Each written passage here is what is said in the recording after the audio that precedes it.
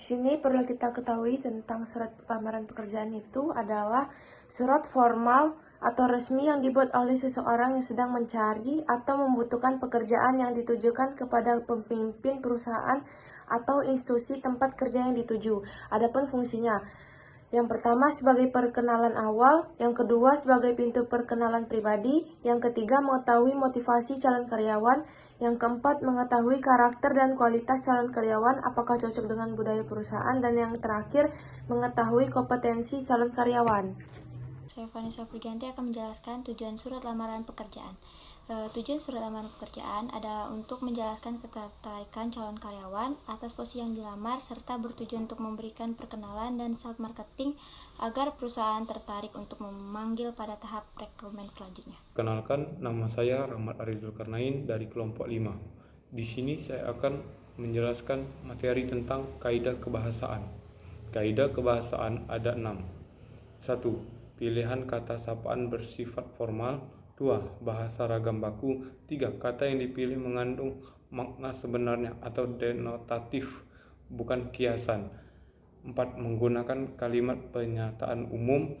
5. Menggunakan kalimat pernyataan argumentasi. 6. Menggunakan pernyataan penegas. Perkenalkan, nama saya Dimas Putra. Saya akan menjelaskan tentang sistematika surat lamaran pekerjaan. Sistematika surat lamaran pekerjaan adalah ada 9 dan saya akan menjelaskan 1-4. Untuk yang pertama, sistematika surat lamaran pekerjaan adalah tempat dan tanggal surat. Dan yang kedua, lampiran dan hal. Yang ketiga, halaman surat. Dan yang keempat, salam pembuka. Baiklah, di sini saya akan menjelaskan mengenai materi sistematika penulisan surat lamaran pekerjaan yang diawali oleh alinea pembuka, lalu dilanjutkan dengan isi, penutup, salam penutup, tanda tangan, dan nama jelas. Diawali dengan alinea pembuka.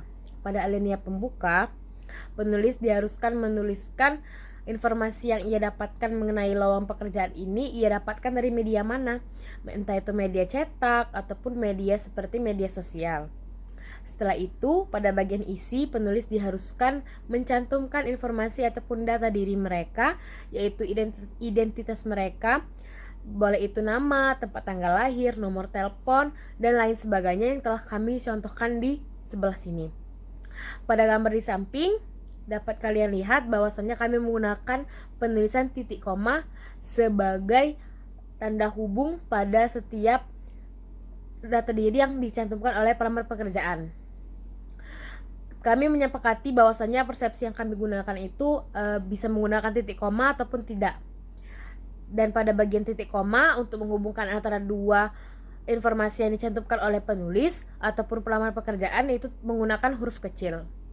Lalu dilanjutkan dengan menuliskan lampiran yang telah disebutkan pada awal surat tadi.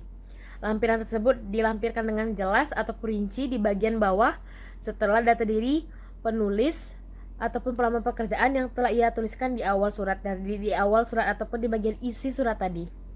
Di bagian lampiran ini kami juga menggunakan tanda titik hubung sebagai penanda ataupun penghubung antara dua informasi ataupun dua lampiran yang dicantumkan oleh pelamar pekerjaan tersebut.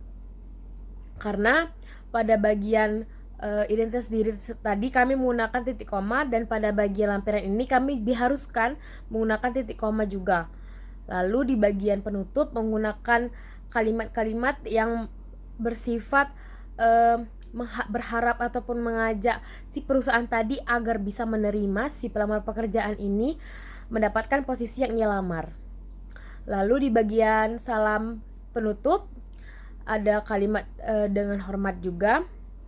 Dan di bagian terakhir itu ada tanda tangan serta nama jelas penulis dari surat lamaran pekerjaan tersebut.